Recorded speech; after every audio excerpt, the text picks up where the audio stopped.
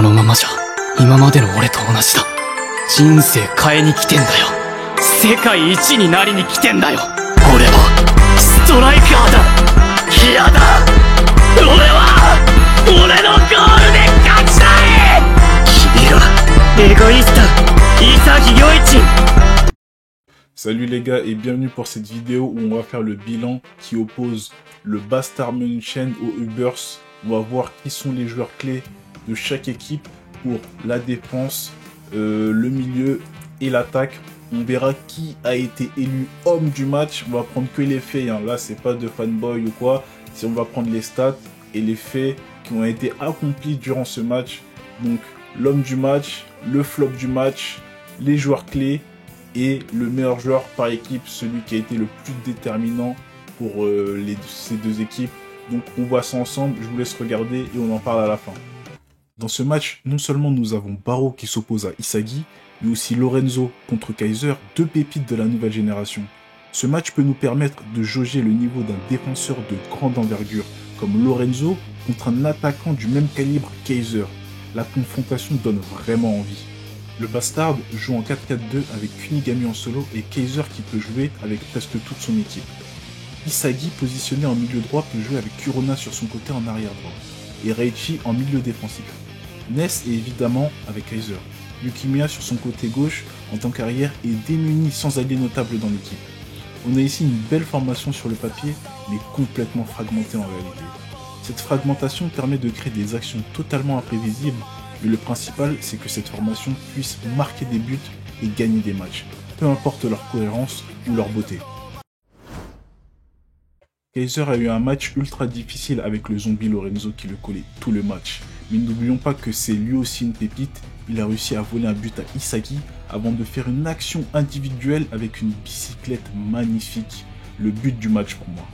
Même avec son gros marquage, il a eu des actions individuelles d'un niveau incroyable, mais a été stoppé par les Ubers et surtout ce foutu Lorenzo, le seul qui pouvait s'occuper de lui stratégiquement et techniquement sur le terrain. On l'a vu utiliser la métavision pour préparer son attaque avant d'activer sa vision du prédateur pour voir les faiblesses de ses adversaires. Et une fenêtre de but avant d'enclencher son Kaiser Impact, incroyable. Cet homme est dangereux. Il a peu d'actions défensives mais c'est pas son rôle. Après il a failli voler un deuxième ballon à Isagi, mais ça je lui en voudrais pendant longtemps car il a gâché un but de fou furieux pour Isagi. Isagi était partout sur le terrain. Un pilier défensif, un milieu récupérateur de folie, un organisateur et un pur striker. Il a tout fait sur le terrain, il a même pris la place de fraude d'entraîneur qu'est Noël Noir. Sa métavision a sauvé les fesses à de nombreuses reprises le Bastard. Sans lui, on peut dire que c'était la défaite assurée. Il a eu un rendement monstrueux sur ce match. Des actions offensives ultra dangereuses, avec des coéquipiers qui jouent contre lui en plus de ça. Il a mis le premier but et le dernier but de ce match et on peut clairement lui rajouter une passe décisive sur Kaiser, même si c'était considéré comme un vol, ok. Il a eu deux réactions chimiques avec Kurona et Iori, ce qui lui a permis de mettre un doublé. Magnifique. Kurona, l'ombre de Isagi, a fait le travail avec une réaction chimique en début de match. Ils ont affronté à deux les Ubers en rajoutant Kaiser, Ness et Yukimiya. Des passes précises, des dribbles tranchants, une vision de jeu impeccable, il envoie une passe décisive pour Isagi en début de match sur une action parfaite. En plus de cela, il est présent en défense et sur les attaques en tant que soutien durant tout son temps de jeu. Il finit le match sur le banc après avoir tout donné sur un match éprouvant, on ne peut que louer ses efforts. On se doit de parler de Iori qui a fait une rentrée fulgurante. J'ai eu du mal à choisir entre les deux, mais Iori a très peu joué malgré ses nombreuses actions défensives et offensives. Avec son tir lointain et ses passes transperçantes à Isagi, je me dois de respecter le match de Kurona qui était au charbon pendant presque tout le match les gars. Les Ubers jouent en 3-5-1-1 et misent tout sur Barreau en pointe pour finir les actions. Il est secondé par Sendo et ses capacités en tant que milieu offensif afin de servir de soutien. On a ensuite un milieu bien fourni avec des joueurs des Ubers, mais on remarque que Nico est positionné en milieu défensif juste devant la défense. On comprend directement, de par ses capacités défensives, qu'il sera le dernier rempart avant les défenseurs et sera la plaque tournante de cette équipe. Il va distribuer les ballons pour lancer les attaques. Nous avons ensuite une défense à 3 avec Lorenzo qui cadre sa défense dans l'axe et Ario et Aikyu sur les côtés pour les couvertures. On sent directement une équipe organisée et qui ne se marche pas dessus, rien qu'avec cette composition. Barreau le Roi était une menace sur le terrain, c'était son territoire. Il a quelques actions défensives que l'on peut louer, mais c'est lors de ses attaques que les défenseurs du Bastard ont tremblé de peur. Un premier but fulgurant en cohésion avec ses serviteurs des Ubers, il nous montre une nouvelle capacité, la vision du prédateur. Une vision qui se combine parfaitement avec le jeu du roi.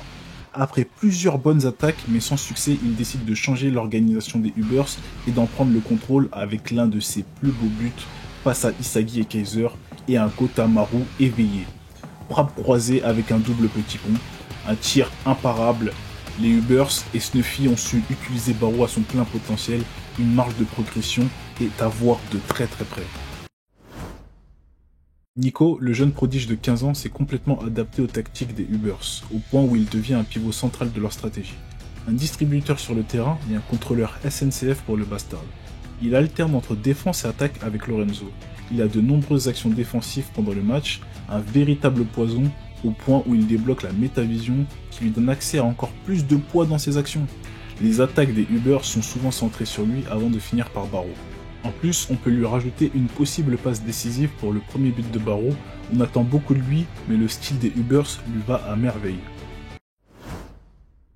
Lorenzo nous a montré que c'était une vraie pépite.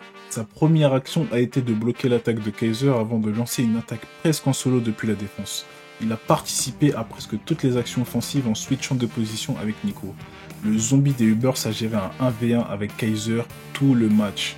Rien que ça, c'est incroyable et tout cela en gardant un œil sur sa défense, en plus d'être une pièce maîtresse sur les contre-attaques.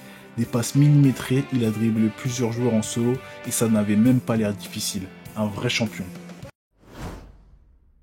C'est le pire match qu'il a fait, il était inexistant le pauvre. Il sait faire que de la musculation, c'est quoi ça? Il a arrêté un ballon sur une action et il s'est pris v'là les dribbles dans le match. Il essaie que de voler des ballons parce qu'il est musclé, il a cru que c'était du rugby ou quoi? Son seul fait, c'est d'avoir volé le ballon à Ness sur une touche. Non mais sérieusement, même pas sur une action. Ok, il a dribblé des joueurs mais après il a perdu la balle parce qu'il a poussé la balle trop loin. Bah, quelle déception sérieusement. Il a rien apporté à l'équipe, c'est aberrant et pourtant il avait aucun marquage serré. Ness est peut-être encore pire. C'est un calvaire d'avoir ce joueur chez le Bastard. À part avoir des statistiques de monstre, il fait rien sur le terrain, il a perdu plusieurs ballons, a essayé de voler le but d'Isagi, des passes ratées et j'en passe. Sa seule action a été de dribbler quelques joueurs pour envoyer une passe à Kaiser, sinon il s'est fait marcher dessus tout le match. Les deux joueurs clés de ce match sont bien évidemment Isagi et Barreau, mais qui mérite le plus d'être l'homme de ce match? D'un côté, on a Barreau qui a mis 2 buts avec la stratégie de Snuffy et sa prise de contrôle de l'équipe. De l'autre côté, on a Isagi qui a fait 2 réactions chimiques avec Kiyori et Kurona. Au niveau des actions offensives, cela va en faveur de Barreau avec plus de dribbles et de tirs de son côté, tandis que Isagi a un nombre complètement fou de récupération de balles ou de destruction d'actions adverses. Si on regarde comme ça, ils sont très proches, c'est difficile de les départager, mais la passe décisive de Isagi pour Kaiser change la donne, et le fait que le Bastard soit les grands gagnants lui donne grandement l'avantage. De plus, c'est lui qui a mis le but de la victoire, on est obligé de le mentionner. On a bien évidemment Isagi homme du match avec des stats de jeu stratosphériques, un véritable rouleau compresseur, c'est un calvaire de jouer contre un mec comme ça. Est-ce que j'ai besoin de dire pourquoi il doit être mentionné? Plusieurs actions défensives, des récupérations de balles importantes, et le grand fait de son match, il a fait un 1v1, marquage serré sur Snuffy. Les gars, c'est fou ce qu'il a fait, respect à Raichi, on est obligé de dire son nom. On est obligé de donner du crédit à Kotamaru, les gars, c'est obligé. Il a activé son instinct animal et il a arrêté la frappe de Barreau qui devait clairement être un but. C'est comme s'il avait marqué un but. C'est complètement fou ce qu'il a fait. Et s'il avait raté ça, c'était fini, terminé. Notre capitaine des U20, Oliver IQ, charnière de la défense des Ubers, un véritable mur défensif, il a rendu fou les attaquants du Bastard avec ses interventions intelligentes. Il a débloqué la métavision en plein match pour avoir encore plus de poids sur ses actions défensives. Rien à redire, un travail bien exécuté. Merci d'être resté jusqu'à la fin de cette vidéo. J'espère que vous aurez apprécié. Dites-moi vos retours en commentaire si vous avez apprécié le format. Et si vous êtes d'accord avec mes choix, bon, les choix, il y en a qui sont pas à débat. À la limite, on peut débattre avec Kurona et Yuri qui vraiment méritent la place de meilleur défenseur en tant qu'arrière droit. Parce que j'avoue que Yuri, il est rentré, il a fait quelque chose d'exceptionnel. Donc il peut y avoir débat sur ça. Donc dites-moi en commentaire, n'oubliez pas de liker et de vous abonner. Et il y aura toujours plus de contenu. J'attends vos retours les gars. 次は君だ。